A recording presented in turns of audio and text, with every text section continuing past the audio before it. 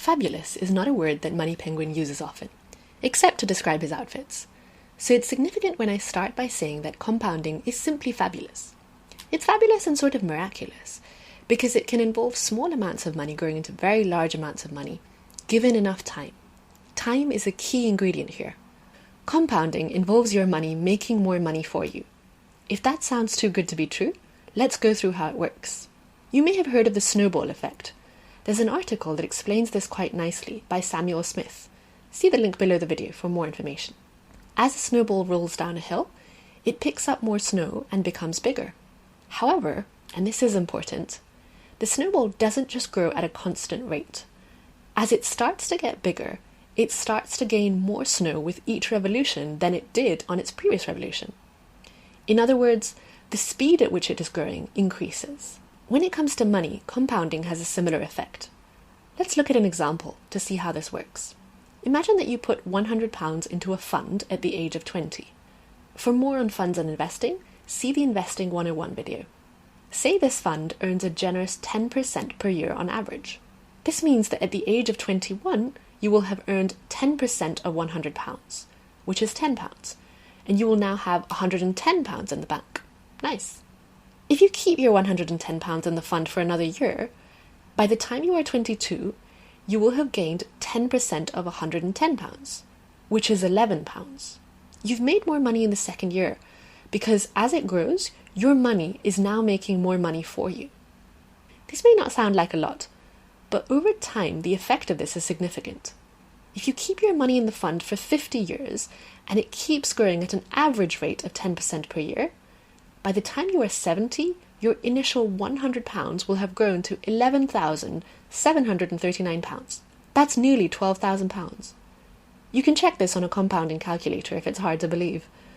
There are several online, and it's worth playing around with them just to understand the magic of compounding.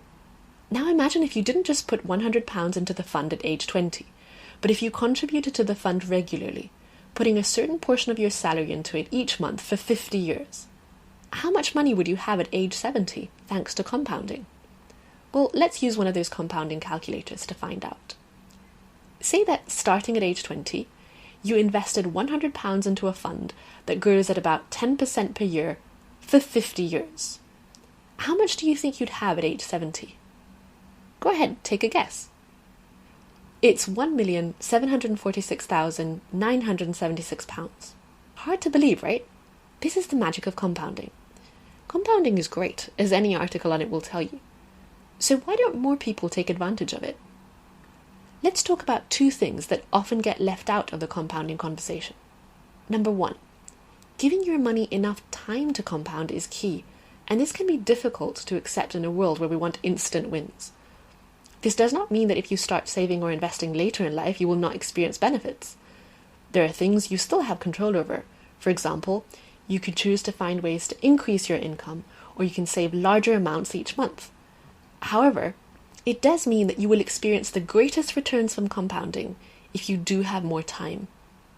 Number two, not touching your money once it's in a fund or another savings instrument sounds easy in theory, but it can be difficult in practice, since there's so many tempting things to do with it. This brings us to a huge issue we tend to ignore when we talk about finances, which is the psychology of money and our emotions around it. To help us better understand and manage our feelings around money, one of the upcoming Money Penguin videos will summarize some of the useful principles from a great book called The Psychology of Money, so stay tuned for that. So there you have it. That's your introduction to compounding, a very interesting phenomenon that's worth spending some time thinking about and acting on.